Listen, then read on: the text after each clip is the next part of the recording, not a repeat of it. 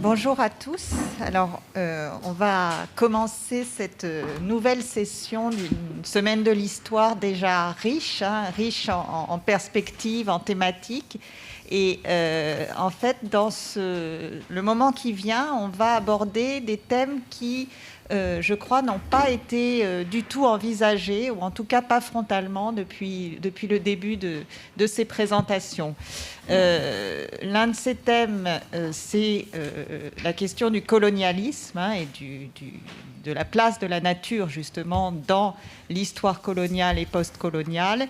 Et l'autre thème qui, je crois, fera l'objet d'une partie du débat, c'est celui de la violence liée au rapport à la nature. On a vu de belles images, on a vu une histoire qui est parfois très irénique, mais l'histoire de la nature, c'est aussi une histoire dans laquelle se jouent des rapports sociaux parfois très, très violents.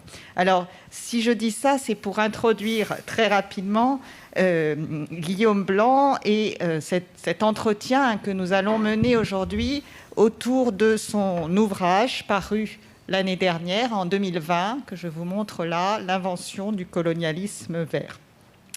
Dans cet ouvrage, Guillaume met à profit sa fine connaissance de l'histoire de la protection de la nature en Éthiopie pour essayer de dresser une analyse des politiques de protection de l'environnement contemporaines, lançant une charge lourde contre les ONG, notamment l'UNESCO et le WWF, accusés de perpétuer des logiques qui ont présidé à la domination de la nature à la période coloniale.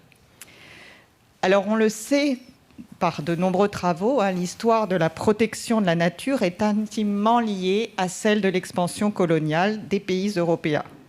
À la suite notamment des travaux de Richard Grove, en particulier, il a été montré, puis discuté, l'idée d'une origine coloniale du souci de protection de la nature, qui serait liée à la volonté des Européens de protéger des ressources à exploiter.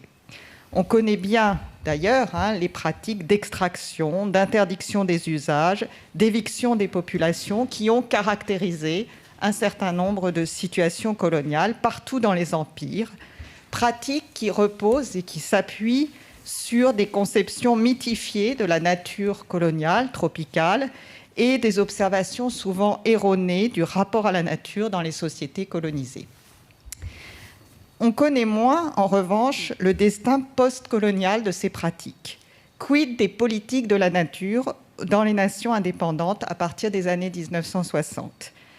Ce qu'avance Guillaume Blanc, mais je ne révèle pas la fin de l'histoire, mais je pose le questionnement, en s'appuyant à la fois sur des archives et des enquêtes de terrain, c'est que les bonnes intentions et les bons sentiments, non seulement ne suffisent pas à inverser la tendance à ce moment-là, mais la perpétuent.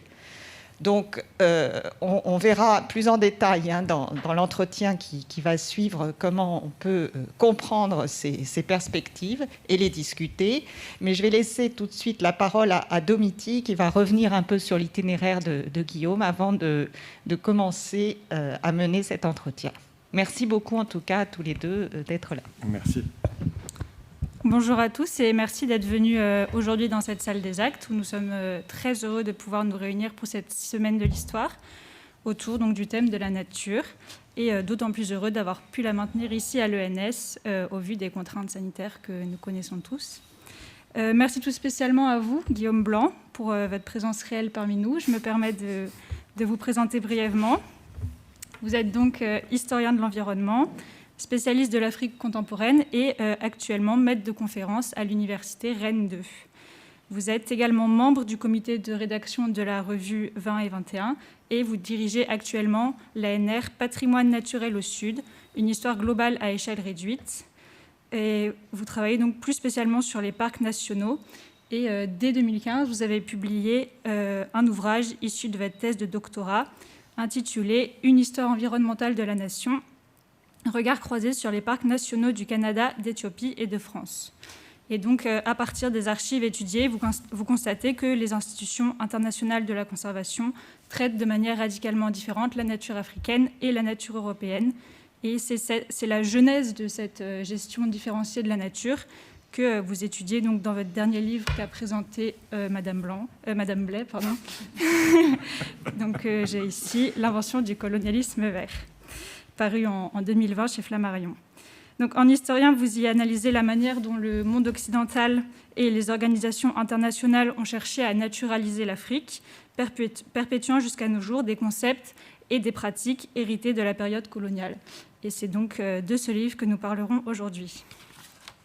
Donc, dans un premier temps, Madame Blais et moi-même animerons l'entretien.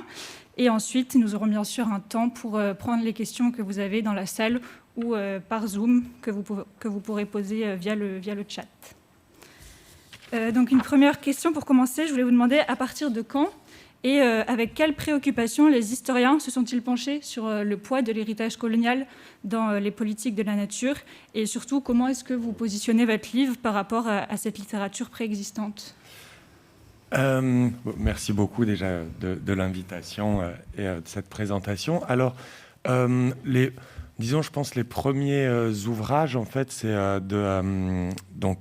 comme l'a dit Hélène, de Richard Grove, et puis aussi Anderson, qui ont publié en 87 un ouvrage sur les politiques de conservation de la nature. Donc, ce sont des historiens britanniques, où, en fait, ils mettaient déjà en avant l'imaginaire, en fait, colonial d'une Afrique à la fois vierge, naturelle, mais en même temps surpeuplée, dégradée.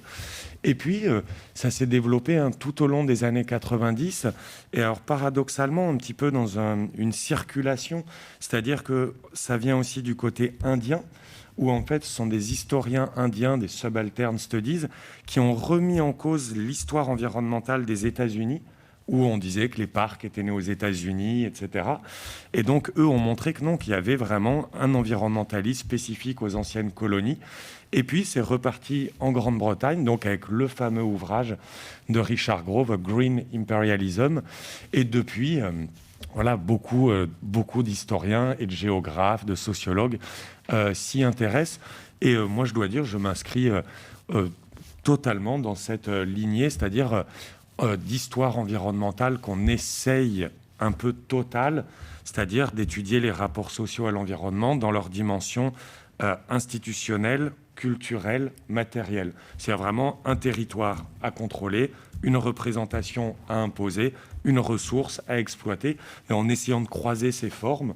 Voilà, moi j'essaye. Alors sur l'Éthiopie, et puis là c'était un essai aussi de généralité pour faire connaître aussi un petit peu la problématique. Mais je m'inscris, pas en porte-à-faux, juste totalement dans la lignée des travaux précédents.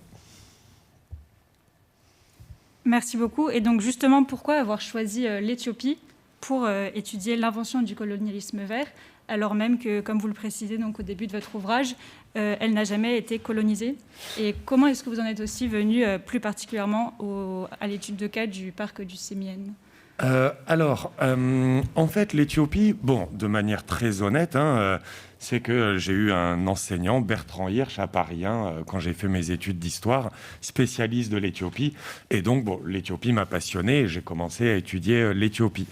Mais cela dit, après, même en connaissant un peu la Tanzanie, le Kenya, ce qui m'a intéressé dans le cas éthiopien, c'est justement ce que disait Hélène sur le cas post-colonial, de constater que puisque l'Éthiopie n'a jamais été colonisée, mais qu'elle fait face et qu'elle produit les mêmes logiques très ancrées dans l'héritage colonial, que l'Éthiopie nous permettait justement de bien voir les rapports, on va dire, horizontaux de domination. C'est-à-dire plutôt qu'une vision simpliste, dans les anciennes colonies, les pays du Nord et les institutions internationales imposent des normes, que le cas éthiopien nous donnait une bonne entrée pour voir, oui, qu'il y avait des normes européennes, occidentales, internationales, disons de bonne gouvernance de la nature, mais que les États africains savaient fortement les instrumentaliser pour les appliquer à leur propre domaine d'intervention.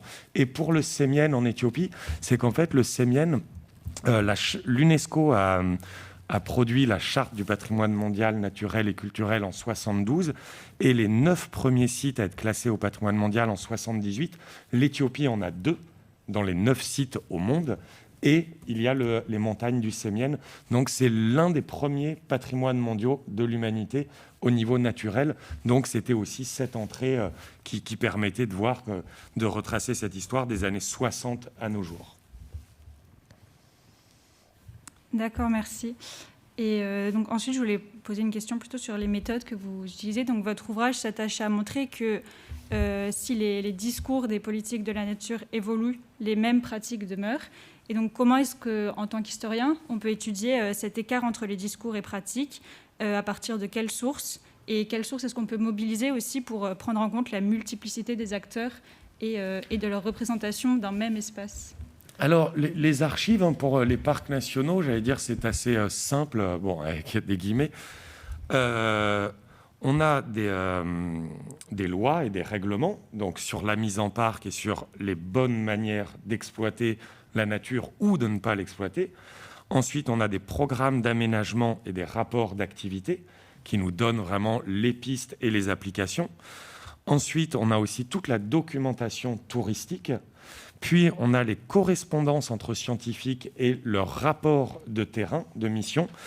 Et puis, enfin, on a c'est un historien qui s'appelle Simon Chama, qui appelle ça les archives des pieds, tout simplement d'aller essayer de parcourir les parcs pour voir aussi quel est le paysage offert à la consommation touristique.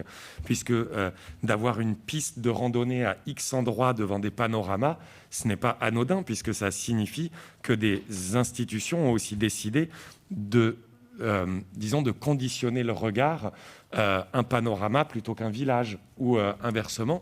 Et en fait, à travers tous ces types de sources, c'est ce que je disais, on peut, sur l'histoire environnementale, on peut essayer de se dire, d'accord, donc la nature mise en parc, c'est à la fois un projet politique, donc un territoire saisi par l'État, mais c'est une représentation aussi à diffuser dans l'espace public, mais c'est aussi une ressource à exploiter, et d'essayer de voir, du coup, dans ces 3 dimensions, la nature comme objet de lutte.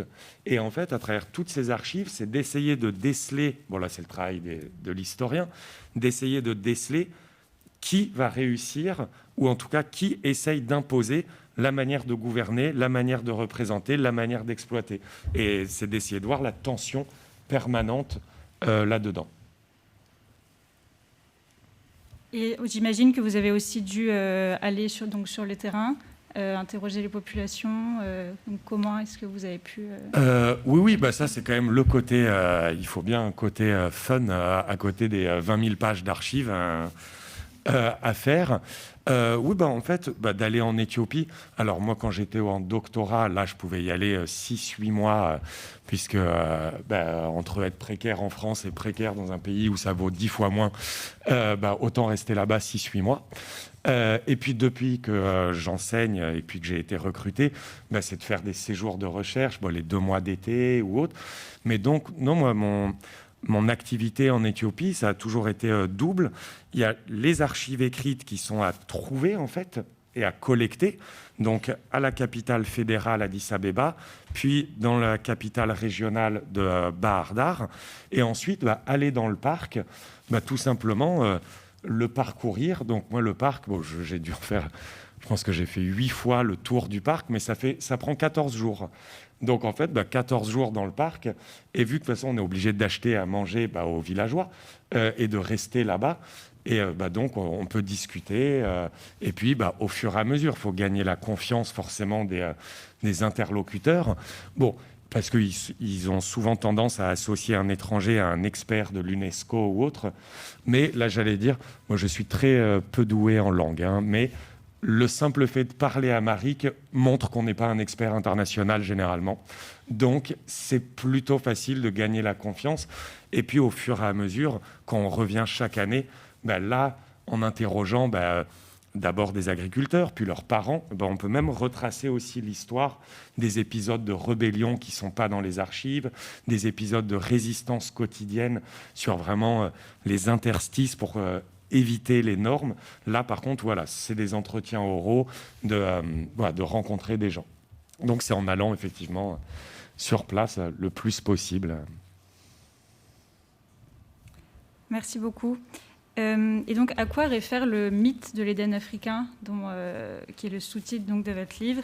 Il semble y avoir quand même une conception décliniste de la nature derrière ce terme. Et donc, d'où vient cette vision fantasmée de l'Afrique? Et je me demandais si on pouvait comparer cela avec l'idée de wilderness américaine. Oui, tout à fait. Le parallèle est vraiment frappant. Le mythe, je crois qu'il y a deux éléments. Il y a d'abord, pas d'abord, on va dire il y en a deux. Il y a les croyances scientifiques. C'est-à-dire que, et là je serai vraiment, c'est très court, je le développerai de manière courte, mais les Européens qui partent en Afrique au XIXe siècle, à l'époque coloniale, sont influencés, que ce soit des botanistes, ou après ça va être des agronomes, mais d'abord des botanistes ou des zoologues, ils sont influencés par la théorie du climax. L'idée qu'il y avait un équilibre, et en Afrique subsaharienne, une forêt dite primaire vierge. Et en fait, alors, ce sont des Français d'abord en Afrique de l'Ouest, mais ensuite des Britanniques aussi. Et en fait, ils vont avoir l'idée de se dire la chose un peu classique. On avait une forêt primaire. Plus il y a eu d'hommes, plus ils l'ont dégradée. Et c'est ce qui nous donne des petits villages entourés d'une ceinture forestière, puis de la savane, puis un autre village entouré de ceintures forestières. Donc ça va avec le mythe néo-malthusien. Les hommes ont détruit la nature. Alors qu'en fait, et là des écologues l'ont vraiment montré, que dans la plupart des écologies semi-arides, c'est plutôt l'inverse.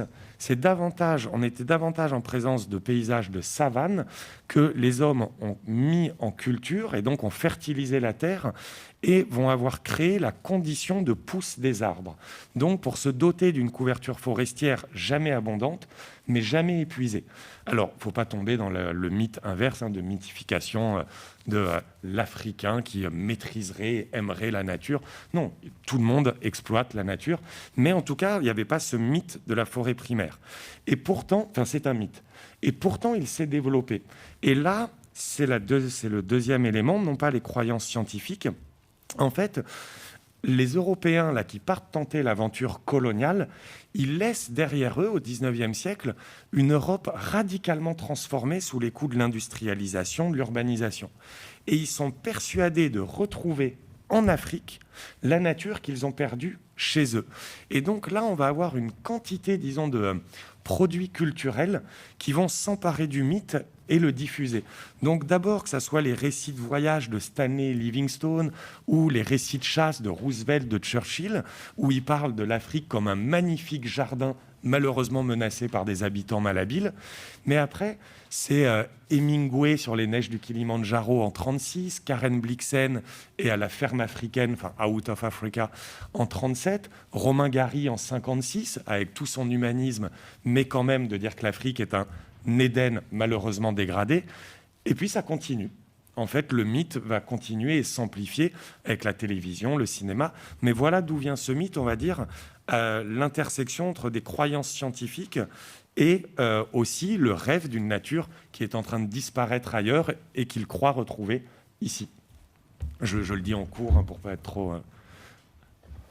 Mais alors, on peut se demander pourquoi est-ce qu'il n'y a pas eu de changement de paradigme après la colonisation et pourquoi est-ce que ce savoir, ce mythe a perduré, puisqu'on aurait pu s'attendre à une rupture dans la gestion de la nature africaine, alors qu'en réalité, les dirigeants africains et experts internationaux perpétuent les mêmes politiques. Et donc, comment expliquez-vous cela ?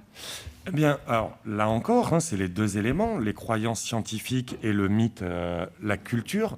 Si je passe rapidement sur le mythe, au contraire, la nature a continué à être détruite de plus en plus dans le monde entier. Et là, on peut le voir qu'à partir des années 60-70, avec la télévision, avec les reportages, eh bien, ça va s'intensifier, que ce soit des films comme... le récit d'abord de Joy Adams sur cette lionne, Born Free, sur les lions qui vivraient encore libres en Afrique. Et puis David Attenborough, dans les années 70, avec ses émissions sur la BBC, qui va emmener le spectateur dans une Afrique sans frontières. On passe d'une oasis à des montagnes, à des forêts, à des déserts, dans une Afrique plus naturelle qu'humaine. Ensuite, le Roi Lion. Alors, même si le Roi Lion est en fait l'adaptation d'un manga japonais qui date des années 50, qui s'appelle L'Empereur de la Jungle, le Roi Léo, mais c'est pareil, c'est cette Afrique verte, vierge, où malheureusement des habitants, là en l'occurrence des hyènes, brûlent la savane et des chefs éclairés, en l'occurrence des lions, eux savent comment restaurer la nature. Et puis ça va perdurer aujourd'hui avec le National Geographic, tout ça, parce que plus la nature disparaît en Occident et dans le monde, plus on a besoin, plus l'Afrique, continent refuge du monde, eh bien, sert en fait à s'exonérer des dégâts causés partout ailleurs. Et puis après, il y a les croyances scientifiques, mais qui vont perdurer non seulement avec les experts, on pourra y revenir si jamais, mais les administrateurs coloniaux dans les années 60 qui géraient les parcs deviennent experts internationaux. Ce sont les mêmes. Généralement, d'ailleurs, ils ne changent même pas de bureau. Ils changent de fonction, ils passent de dirigeants à conseillers. Mais ils vont surtout reprendre les mêmes chiffres. Par exemple, pour l'Éthiopie, il y a un chiffre. L'Éthiopie serait couverte à 40% de forêt en 1900 et à 3% aujourd'hui. Ce chiffre, il est inventé par un expert de la FAO, Hufnagel, en 1961. Ce chiffre, il dirige toujours aujourd'hui toutes les politiques environnementales éthiopiennes. C'est dans le bouquin et le film d'Al Gore pour lequel il obtient le prix Nobel de la paix. On a toujours ce chiffre, sachant que personne ne relève l'ironie, par contre, que ça fait 60 ans que l'Éthiopie est couverte à 3% de forêt. Donc ça fait 60 ans, par contre, que les 3% n'ont pas bougé. Mais en fait, les chiffres, c'est vraiment les théories de Latour sur les textes réseaux. Plus personne n'ose contester ces chiffres, puisque ça fait 60 ans, ou 80 ans, ou 100 ans qu'ils circulent, puisque tout le monde les reprend, c'est bien qu'ils doivent être vrais. Donc voilà comment ça se perpétue sur... la croyance l'emporte sur les faits. Merci. Et donc, qui a intérêt à protéger la nature africaine malgré toute la violence que cela génère ? Enfin, dans le cas du Cémen, quels acteurs peuvent être à ce point accrochés à cet espace, et quelles sont leurs motivations ? Alors, là, c'est bon. Pour les experts, il y a aussi le mythe de recréer l'Éden, en fait, de le créer, puis de sauver cette nature. Et pour les États africains, mais en fait, c'est au lendemain de l'époque coloniale, les États africains reprennent en fait l'idéologie développementaliste de l'État colonial et même l'intensifient, puisque ça permet des politiques interventionnistes. Et en fait, il faut regarder les choses concrètement. Où sont créés les parcs ? Chez les nomades, aux frontières, dans les maquis. Le Sémien est une région de maquis. Aujourd'hui, la guerre qu'il y a en Éthiopie depuis 1 an, le noyau, c'est dans les montagnes du Sémien, là où la rébellion avait combattu le Derg, le régime marxiste, dans les années 80. Donc, c'est une région de maquis. En fait, un parc, là, c'est Haïlé Sélassié, mais on peut le prendre pour d'autres pays. Un parc, faire reconnaître un parc au patrimoine mondial de l'humanité ou par la communauté internationale, l'objectif est de faire reconnaître la nation par l'extérieur pour mieux l'imposer à l'intérieur. C'est-à-dire qu'un parc permet à un État de planter le drapeau dans un territoire qu'il peine à contrôler.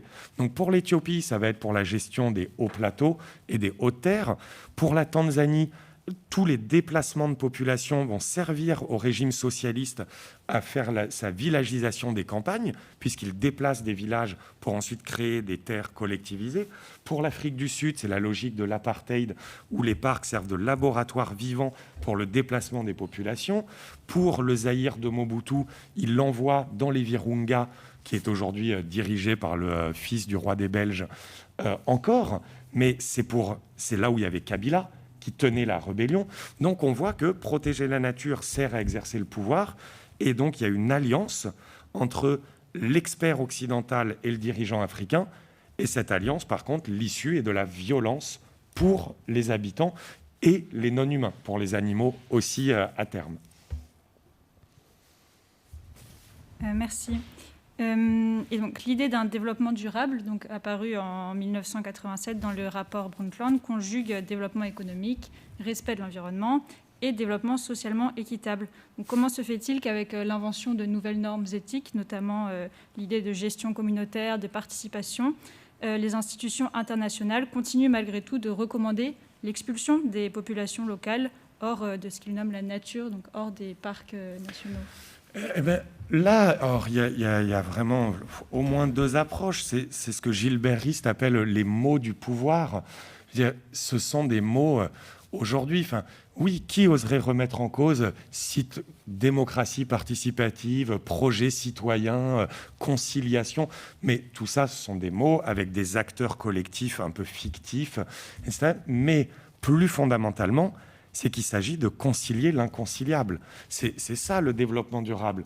Le développement durable est de réussir à concilier protection, exploitation, destruction, sauvegarde, inégalité économique, justice économique. Et en fait, cette gestion de l'inconciliable, si on passe par l'histoire, ça nous ramène à ce que Richard Grove a montré au XVIIe siècle dans les îles du Paradis. Ceux qui détruisent sont aussi ceux qui protègent. Au XVIIIe siècle, c'était les colons européens qui n'étaient pas capables de voir que les destructions écologiques auxquelles ils assistaient étaient dues à leur présence, à l'intensification de l'agriculture, de la chasse, du commerce d'ivoire, de la déforestation. Et du coup, plus ils exploitaient, plus ils protégeaient. Capitalisme et écologisme qui allaient main dans la main. Si on arrive au XXIe siècle, je parlais tout à l'heure de l'exemple d'Al Gore, on ne peut pas, selon moi, on ne peut pas dire qu'Al Gore n'est pas un écologiste convaincu.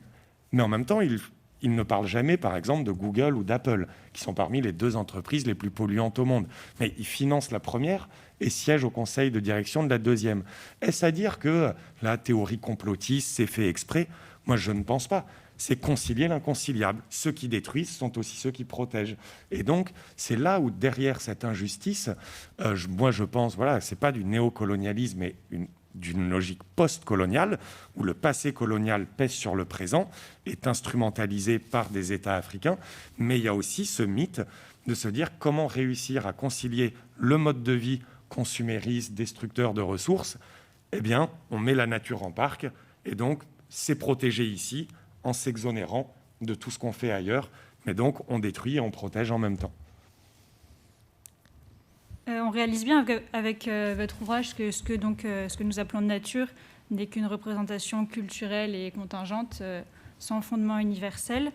Est-ce que vous pourriez nous expliquer plus précisément comment cela se manifeste dans le cas du Sémienne et comment est-ce qu'on pourrait prendre en compte cette diversité des notions de nature dans les politiques de la protection de la nature en Afrique?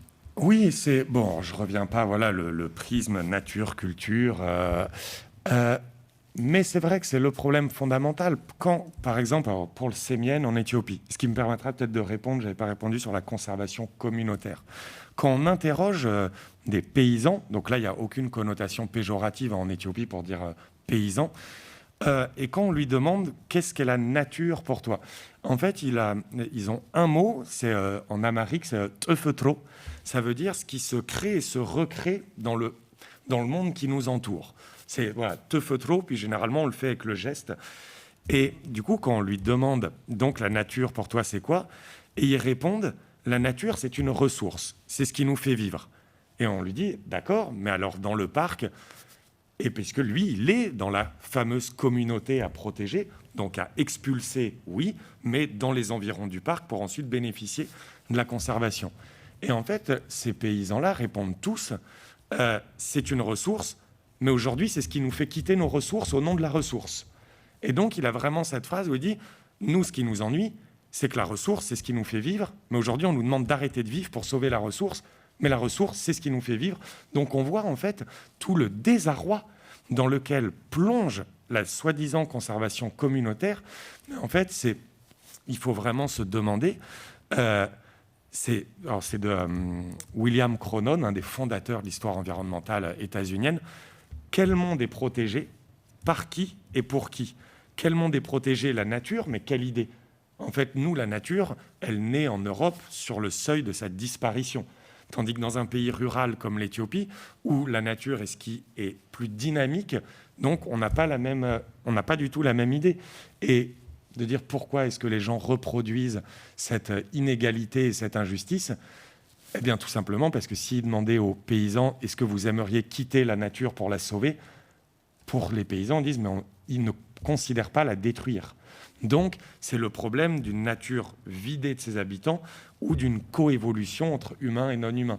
Mais pour ça, oui, il faut repenser mais bon, le prisme dominant est, en Afrique, la nature doit être vide d'habitants.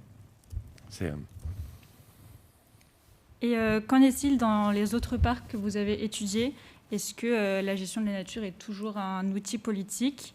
Et cette vision naturalisante qui cherche à effacer du paysage tout élément considéré comme anthropique est-elle aussi à l'œuvre dans les pays qui n'ont pas été colonisés?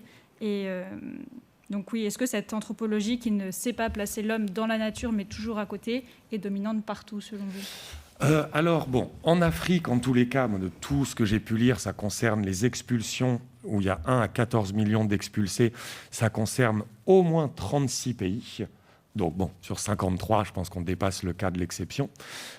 Après, là, ce sont des collègues, c'est des travaux de collègues sur l'Asie, où on a aussi un mythe, alors non pas de la forêt primaire, mais de la jungle, et avec aussi un mythe des habitants destructeurs, et on a des expulsions, avec d'ailleurs des experts qui en fait circulent entre l'Afrique et l'Asie. Donc dans ces anciennes colonies du 19e, 20e siècle, on a le même mythe, de manière générale. Après, cela dit, quand on prend, par exemple, moi j'ai étudié la France aussi a des logiques de pouvoir. Les premiers parcs nationaux qui sont créés, c'était aussi pour achever la républicanisation des villages de montagne. Par exemple, quand le parc de la Vanoise est créé en 63, quand le ministre de l'Agriculture vient inaugurer le parc en mettant, vous savez, les balises des GR blanches et rouges, les paysans du village de la Guraze sortent avec leurs fusils en disant au ministre, vous mettez un coup de peinture sur nos rochers, on vous sort à coup de fusil. Dans les Cévennes, qui a été créé en 70 comme parc, au moment où le parc a été créé, les habitants ont continué à incendier les forêts replantées par l'ONF pour dire on ne veut pas de ce pouvoir central. Et les parcs ont été créés dans les Pyrénées, dans la Vanoise, aux frontières avec l'Espagne. Donc on a aussi une logique de protéger la nature, exercer le pouvoir. Mais en revanche, la logique de la nature doit être vidée d'habitants, on ne l'a pas, par exemple, en France, parce qu'un parc national, ça sert la nation. La France, qui s'est construite comme une nation mémoire, surtout depuis les années 60-70, la France valorise à outrance l'agro-pastoralisme dit traditionnel dans les parcs. Et c'est-à-dire que c'est la France des paysans, la France agraire, terrienne, de dire voilà la France du sol. Et c'est pour ça qu'aujourd'hui, par exemple, les parcs nationaux, enfin l'État paye pour que les bergers fassent la transhumance à pied et pas en camion. Ils payent pour... Aujourd'hui, moi, ma grand-mère, qui était sévenole, ce qu'elle disait, dans les années 80, elle a arrêté d'aller au marché, elle est allée à la foire aux traditions. Elle a toujours acheté les mêmes produits, mais c'est devenu la foire aux traditions.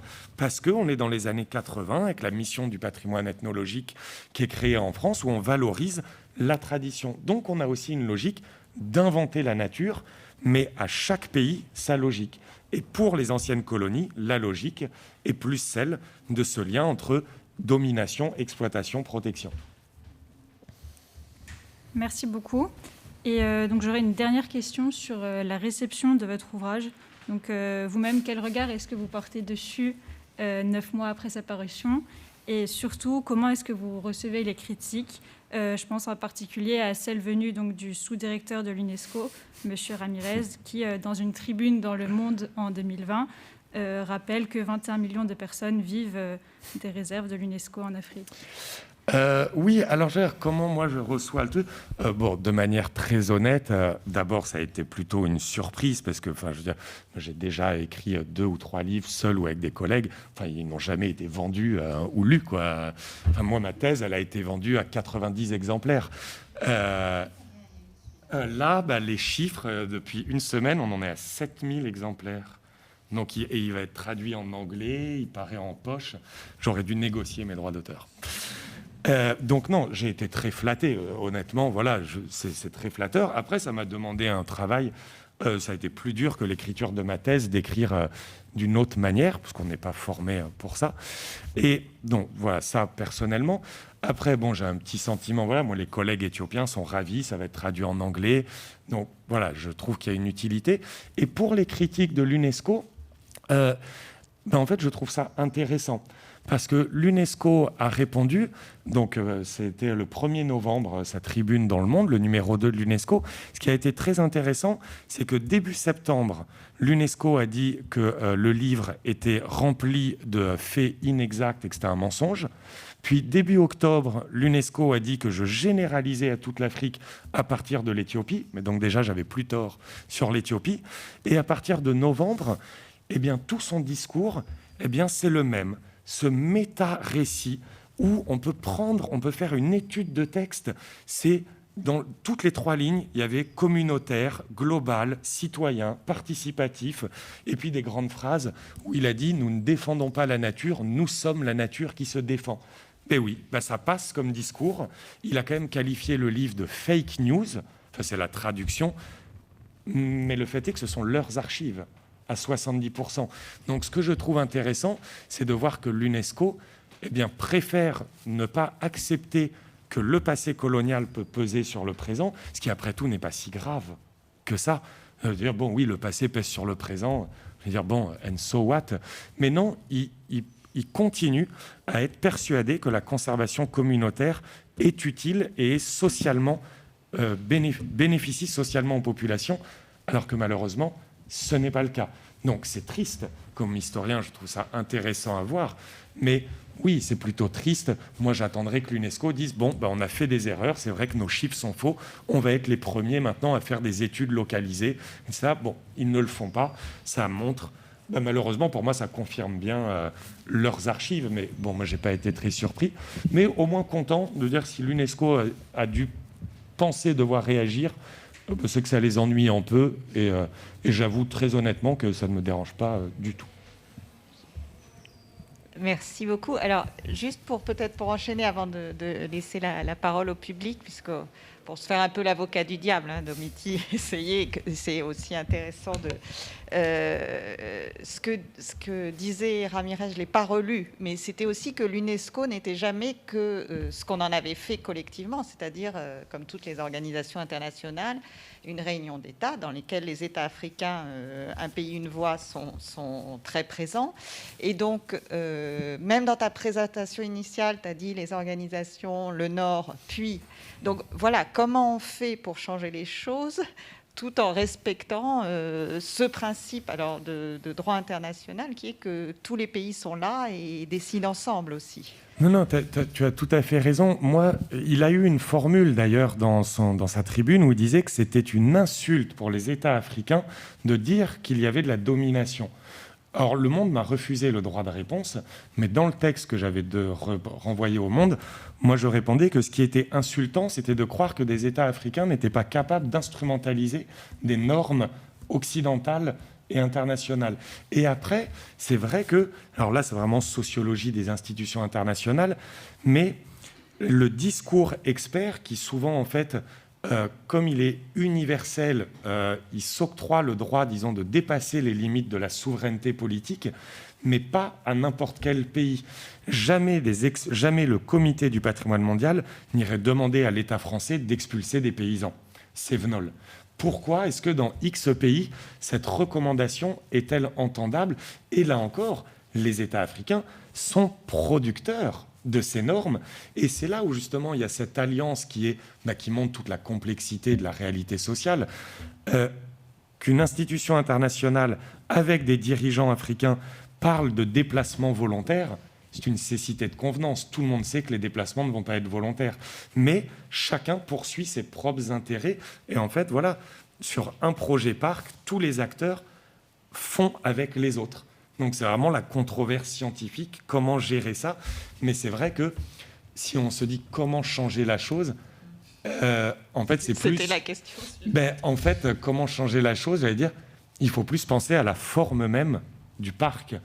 Est-ce que les parcs sont une véritable solution, ou est-ce que ça n'est pas plutôt un trompe-l'œil qui permet en fait de croire qu'on fait quelque chose pour lutter pour la planète, alors que, moi je me suis amusé dans le livre à le faire, si on fait le coût écologique de la visite d'un parc national africain, c'est l'équivalent de détruire dans le monde les ressources qui sont mises en parc dans un petit endroit.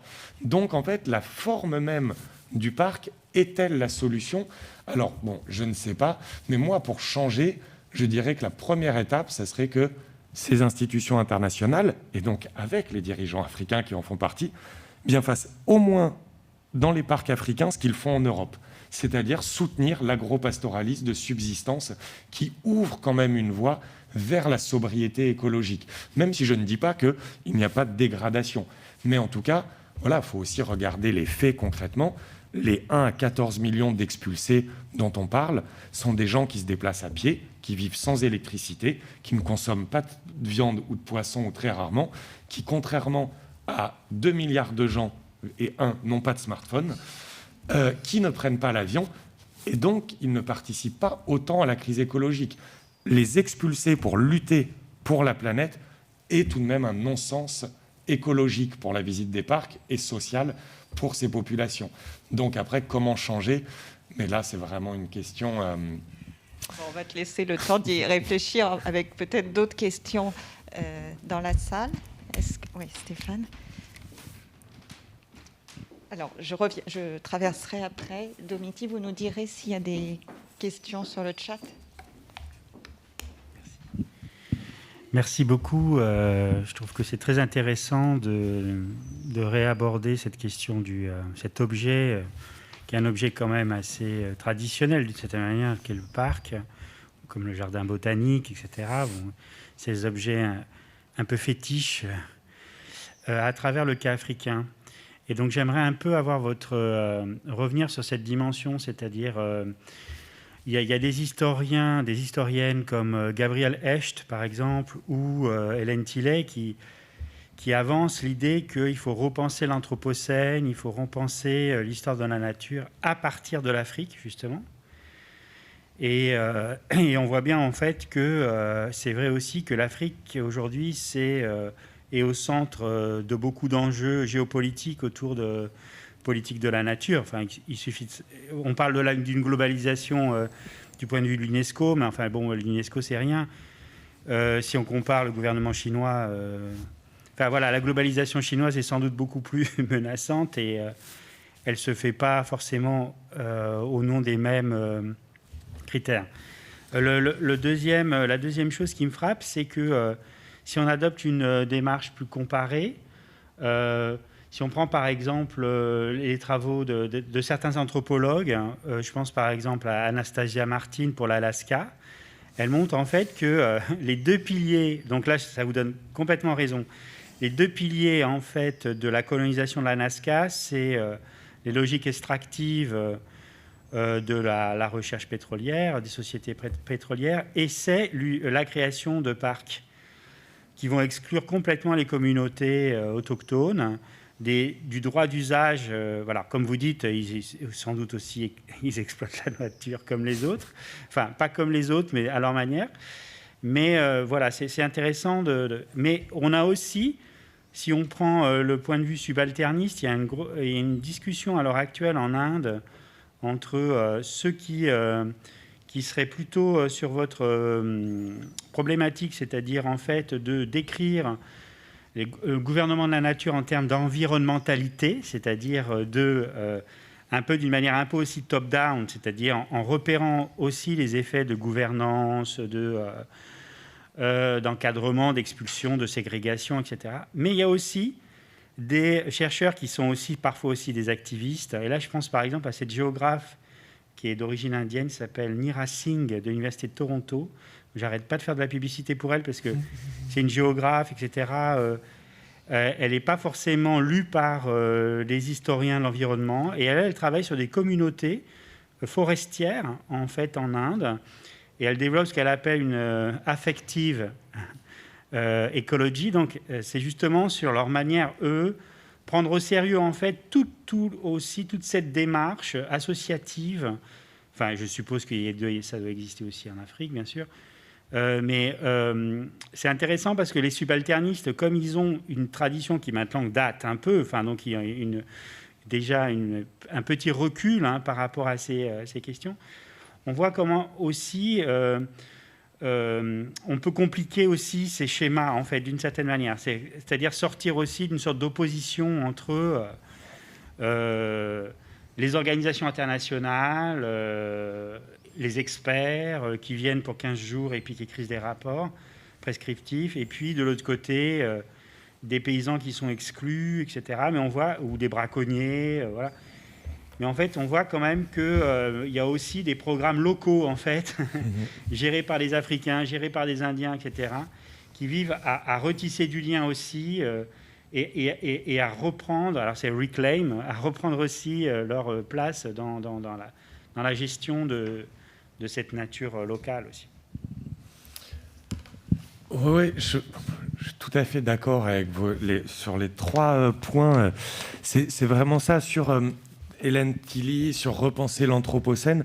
Voilà, moi, je suis vraiment favorable à ça, parce que c'est vrai, sur l'Anthropocène, c'est pas du tout pour dire du mal de mes collègues historiens de l'environnement qui ont fait connaître ça, mais moi, ce qui me gêne toujours sur l'Anthropocène, c'est que pour moi, ça désitue, ça dépolitise, ça délocalise. Moi, c'est l'histoire par courbe.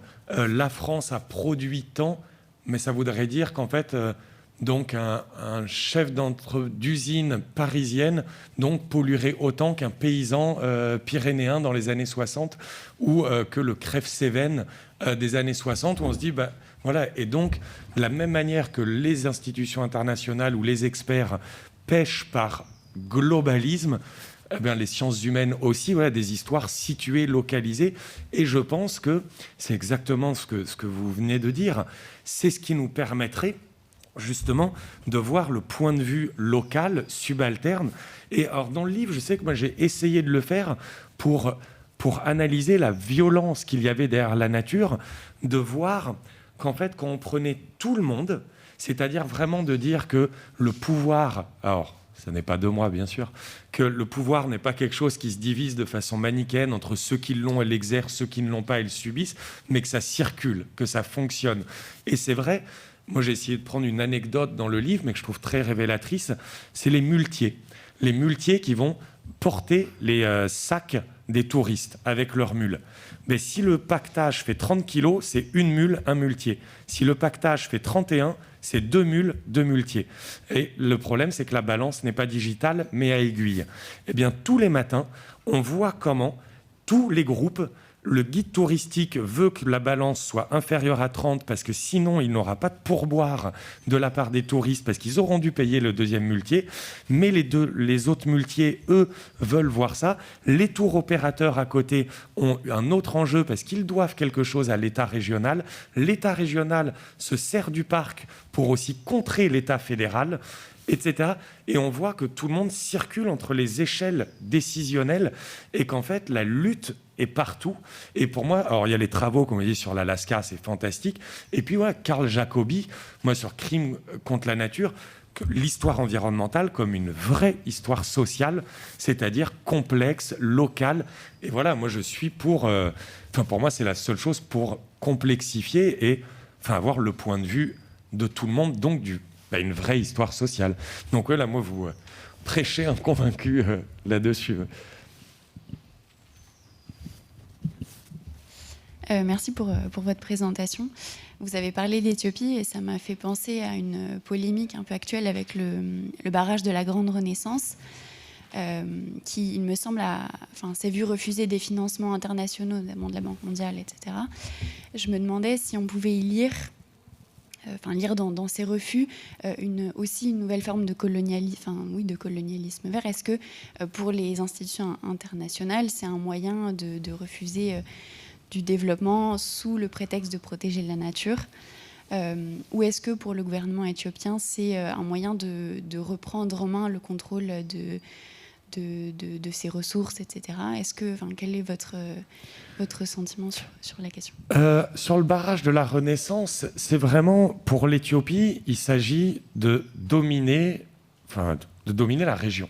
Si le barrage de la Renaissance aboutit véritablement, l'Éthiopie deviendra quand même une puissance hydropolitique.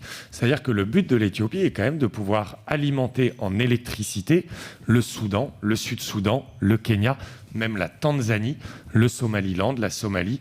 Bon, l'Érythrée, se m'étonnerait qu'ils passent un contrat électrique avec eux. Mais pour l'Éthiopie, il y a un vrai enjeu régional que l'Éthiopie estime avoir perdu à l'époque coloniale, puisque en fait l'Éthiopie est une puissance coloniale. C'est juste que c'est une puissance coloniale africaine. Et donc pour l'Éthiopie, il y a une question, d'où grand barrage de la Renaissance.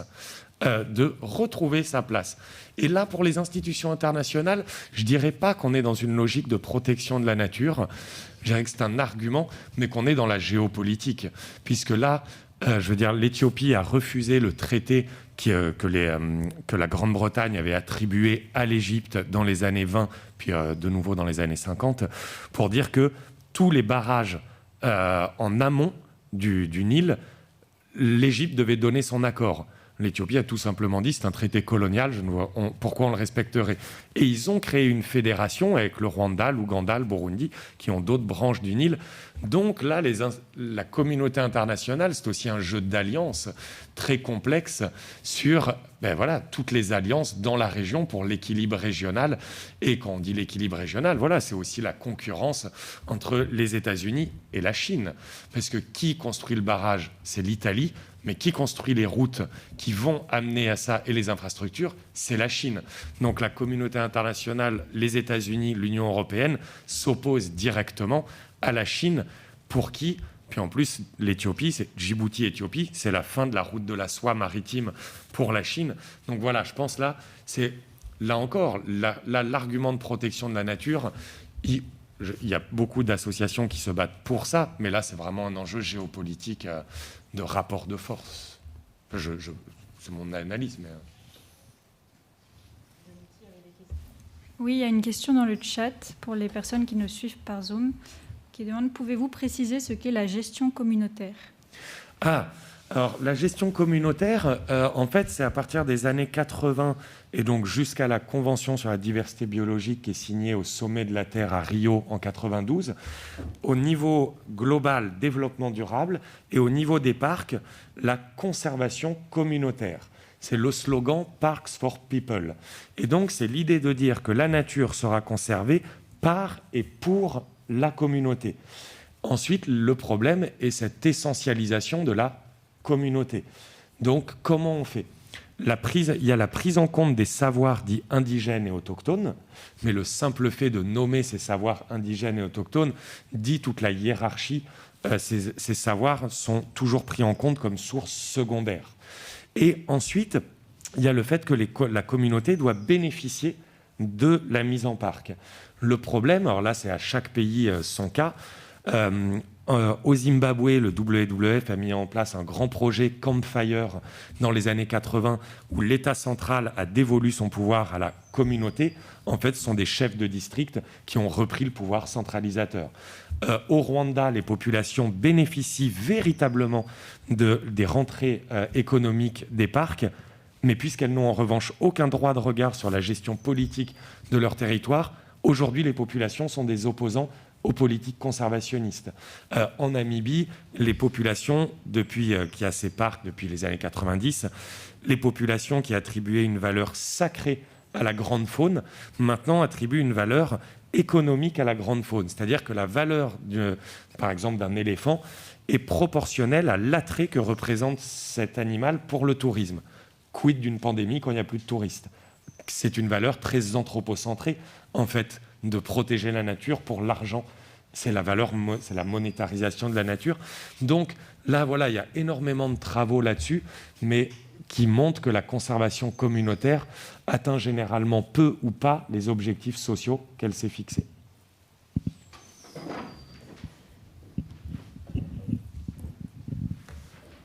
Merci beaucoup pour votre présentation. J'avais une question au sujet d'une phrase que vous avez prononcée à un moment où vous avez dit que ces politiques de protection de l'environnement avaient été violentes vis-à-vis des humains et aussi à terme pour les animaux. Je me demandais si vous pouviez développer ce point-là en disant quel est l'impact sur l'environnement, sur l'ensemble des autres animaux non humains de ces politiques et ce que le principal impact est le tourisme qui finance ces projets de protection de la nature. Oui, c'est vrai, j'ai prononcé, j'ai dit assez rapidement. Là, il y a beaucoup de choses en fait à voir. Au niveau global, oui, le coût de la visite d'un parc, prenez l'équipement d'un randonneur, les bâtons pour la tente, c'est de l'aluminium, donc c'est de l'extraction de bauxite, la polaire pour résister au froid de la montagne, résidu de pétrole, les chaussures et la veste en Gore-Tex pour la pluie, c'est du téflon, le smartphone pour prendre des photos, néodyme et tantale, le billet d'avion, 0,5 tonnes de CO2. Une visite, c'est l'équivalent d'avoir détruit ce qui est protégé dans le monde. Ensuite, il y a aussi la mise en parc. Ce sont des espaces, alors si c'est en Afrique du Sud, ça va être d'immenses espaces. Mais quand on a des espaces plus restreints, ça limite aussi la circulation d'une grande faune qui, pour survivre, a besoin de territoires beaucoup plus grands. Donc ça perturbe aussi tout simplement le mode de vie. Mais là, on peut dire, oui, mais ça sauve quand même. Mais quand je disais la violence sur les humains, la violence, sur les non-humains, c'est que même quand on pense en termes de bénéfices écologiques, en fait, là encore, on ne peut pas séparer les humains des non-humains. Par exemple, dans le parc national, moi que j'ai étudié dans le Sémienne, à la base, c'est qu'il y a un bouquetin, le Walia ibex, donc qui est une espèce endémique à la zone, qui n'existe que là-bas. Donc ça a été repéré par des experts, Julian Huxley, Théodore Monod, dans les années 60. Et donc il a fallu expulser les populations qui nuiraient à l'habitat de ce Walia ibex. Les populations, ça a été très simple. Elles ont pris leurs fusils en se disant on va essayer de tuer tous les bouquetins. Parce que s'il n'y a plus de bouquetins, il n'y a plus de parc, il n'y a plus d'expulsion. Et c'est donc la seule fois où les populations se sont mises à essayer d'abattre le bouquetin parce qu'en fait, ils ne mangent pas ce bouquetin. Alors pas parce qu'ils le préservent, etc. Non, parce qu'il vit à 4000 mètres d'altitude sur des falaises et que même le meilleur tireur qui arrive à l'avoir, un bouquetin qui chute sur 2000 mètres d'altitude, il n'y a plus rien à la fin. Les deux seuls moments où les Éthiopiens ont essayé d'abattre ce bouquetin, c'est les deux grandes famines d'Éthiopie en 73 et 84. Et en 91, deuxième chute du pouvoir, les populations ont réitéré le même projet, on va dire aussi cruel qu'ingénieux, d'aller abattre tous les bouquetins. Donc, vous voyez, par exemple, au Rwanda, c'est aussi pour des singes. Les singes qui se multiplient, puisque les populations n'ont pas le droit, non pas de les tuer, elles ne les tuaient pas forcément, mais elles les chassaient de leurs exploitations agricoles. Tout simplement parce que s'il y avait 1000 singes qui prenaient de l'herbe, mais s'il y en a 8000, ça détruit en fait tout un champ. En fait, les populations vont aller s'en prendre à ces non-humains. Donc vous voyez, en fait, je dis pas, pour moi, je suis pour la coévolution, de dire il faut préserver autant l'un que l'autre. Mais on ne peut pas non plus croire que, en disant cet animal est protégé, de croire qu'il ne va pas y avoir une réaction négative. Là encore, penser la nature séparée de l'homme, là encore, l'aboutissement donne de la violence, et on voit que la violence circule, du coup, jusqu'aux non-humains, qui vont en fait payer le prix, eux aussi, à leur manière, de certaines politiques. Je ne sais pas si c'est clair quand même. Voilà. Est-ce qu'il y a d'autres questions ?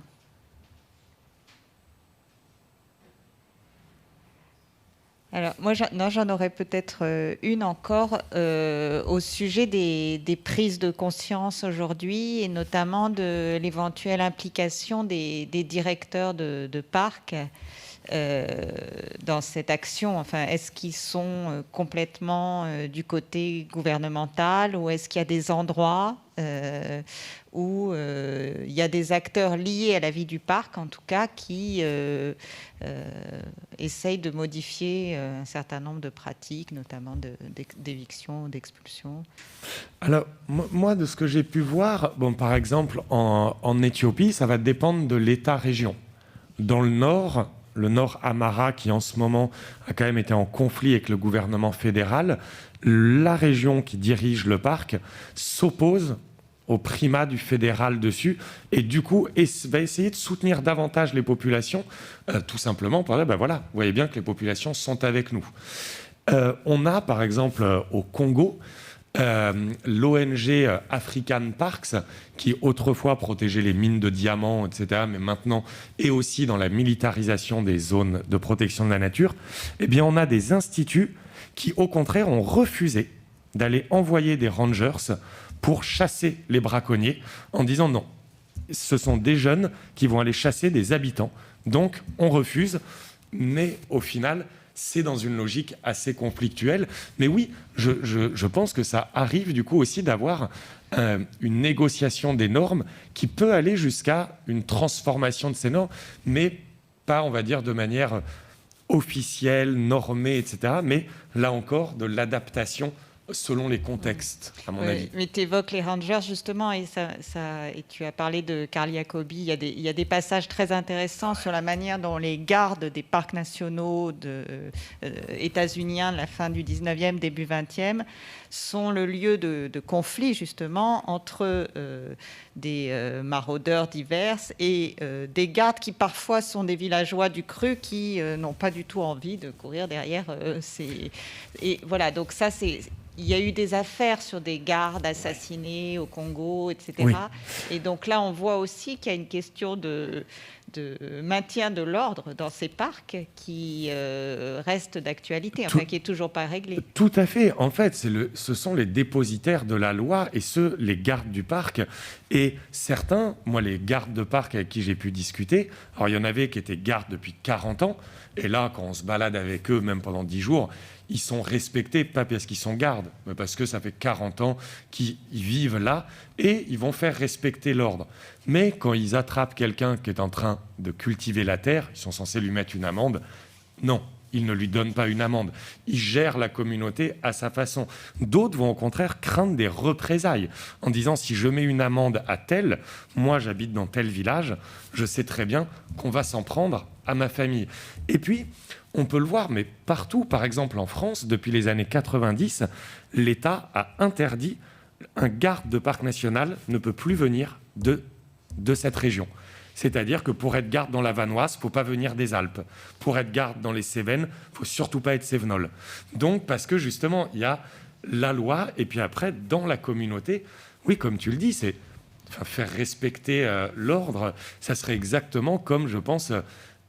être policier exactement dans le quartier ou dans la tour d'immeuble où on vit. Est-ce qu'on peut et là, les gardes du parc, ce sont leurs voisins qui vont devoir souvent criminaliser.